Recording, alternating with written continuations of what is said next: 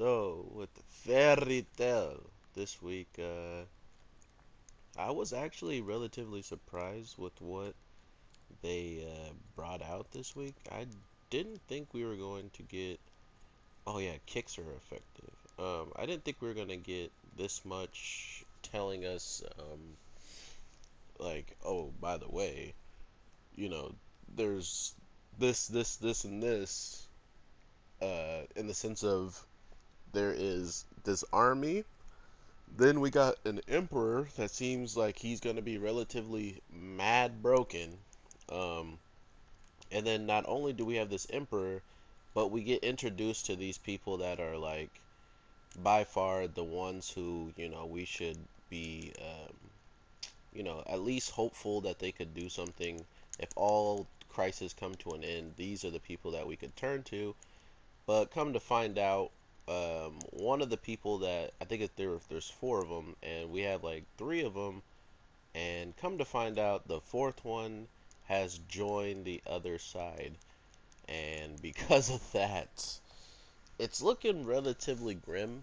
Because not only has that person joined a whole different side, we also have to look at the fact that we don't have Makarov. We have Fairy Tale, which is still actually it's not disbanded anymore in the eyes of the council. So they actually know Fairy Tale's back, but at the same time, they also know just how fresh Fairy Tale is, and there's a good chance that there's no one,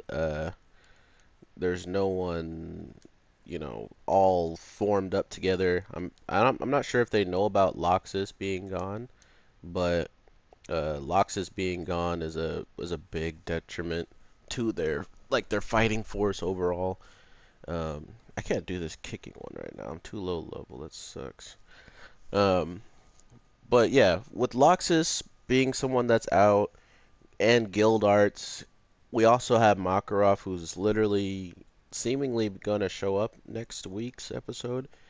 Looks like he is with somebody as well, so hopefully this person is not captured, and Makarov and him are both captured, because the way Makarov is dressed kind of gives me the idea that he is not under someone's like thumb, like he's not a prisoner somewhere.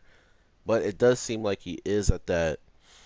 Uh, he's on their side of the island, on their territory, and maybe if they ever plan to actually move out, he would literally do the attack on the emperor to buy some more time, type of deal. But Makarov already being relatively old and leaving the whole entire incident with the demons that came around and stuff like that. It's actually nuts to think that um, whatever he was going to activate could have stopped all of the faces. So not only was he like absent, he said, well, maybe he was just saying it to say it, because it seemed like he felt the need that maybe the fairy tale wizards were going to handle it. Even dragons were showing up out of Natsu, Gajiel, and Wendy, so and the Celestial King, like a lot of things were popping off in the sense for the Makarov to be like, huh, maybe using this now it would be a much bigger, like it wouldn't be as good as using it later for something that else might come around. Um, and that thing coming around being this right now. So really interested into what Makarov even plan to do overall, and if he even has the same need to even be there anymore. Because at this point, it feels like with the Fairy Tale Wizards literally getting in a fight that seemingly they already can't win, and having someone else show up on top of that that is seemingly stronger than the person that they couldn't even touch in the first place, and then having him get reinforcements by someone that could be stronger. Come on, bruh. But this is Fairy Tale. This right here, this episode alone, gives me the hope that, and if anyone wants to correct me, if you know the right answer or know anything regarding how many episodes we're actually going to be getting, this right here felt like we are looking at a good, 30, 40 episodes, hopefully, um, at least like 20, at least 20 and up episodes of Fairy Tail, just because this is a normal.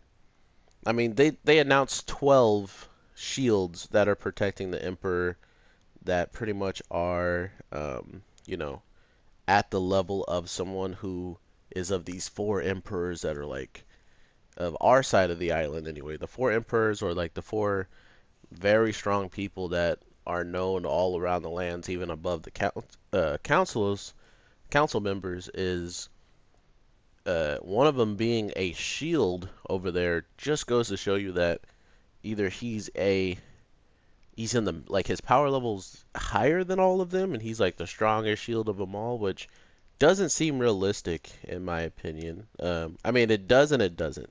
It seems like the reason why someone as strong as him would join a side is because there is probably someone else much stronger that he was worried about having to face, or just didn't want to face the overall wrath of every single one of them over time. So there's a lot of things that could be said. I'm just not sure of why the true reasoning of the guy went over there. He might try to, pull a quick one and try to help us or something, but I kind of don't see that happening as well. Just because to go over there and to seemingly become the shield, he probably had to put in quite a bit of time and effort to do it. So if he is going to betray, it's going to be funny to see him probably fail because I don't really see him just betraying them and then be like, "Oh yeah, by the way, now I won." Like nah, bro. Like he's gonna get bodied probably. If not, Natsu's probably gonna give away his, or Natsu's gonna fight him, be the one to knock him out, or I don't know.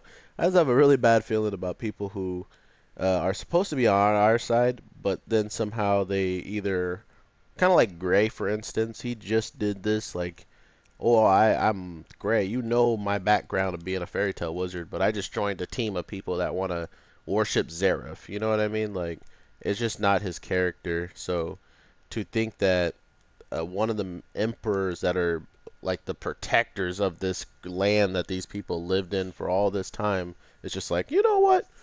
I'll protect the other land now. Um, it would be funny, or it would be kind of tragic for that character in the sense of just kind of throwing him away or making his character seem like not the most intelligent one to just leave, or not intelligent, but he's scared. He's just straight up actually scared to stand up and fight against something, so he actually ran away like a coward. That would really kill a character for a lot of people, hopefully. But we also don't know his powers or why he's even up regarded at that rank, so we're probably going to learn that quite quickly. I can also see if he is very serious about this, which I kind of feel like he is, just by the face that he was making. But I can say the same thing about Gray because he looked relatively evil too.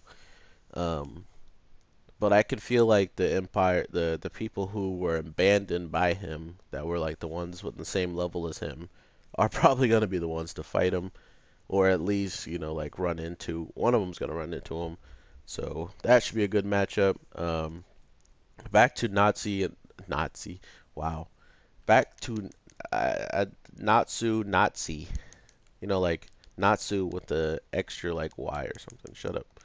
Um, with what we see from Natsu, it's actually the best Natsu I've ever seen.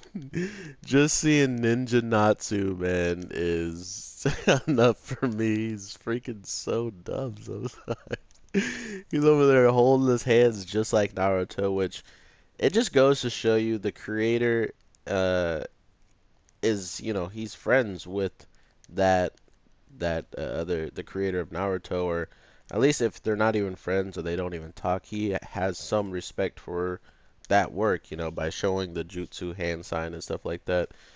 I just think that is one of the more cooler things that animes and manga people can actually, show.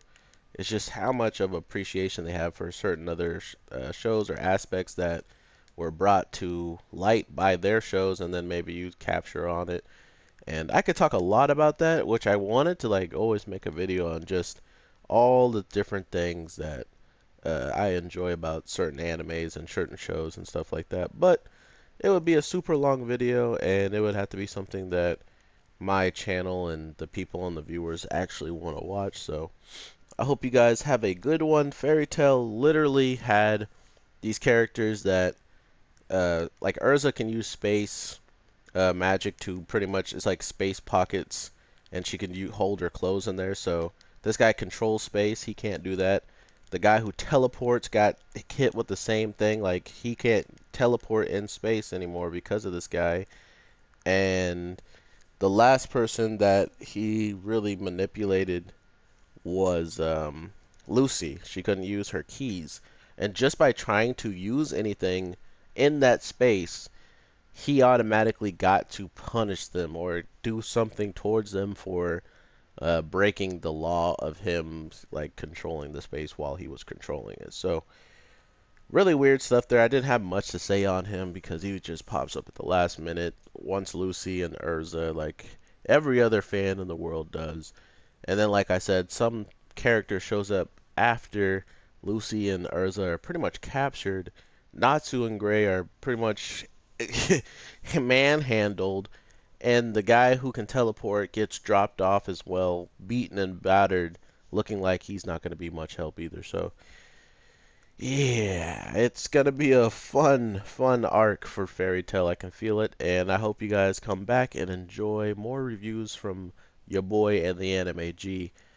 I will be dropping all the Fairy Tail episodes and other series too, so make sure you're subscribed and got that bell on because you will miss that information as soon as it is dropped, but hopefully you get to see it whenever you can get around to it. So with that, my anime people, I hope you have a great day, night, morning, whatever the case is, and I will talk to you in the next one.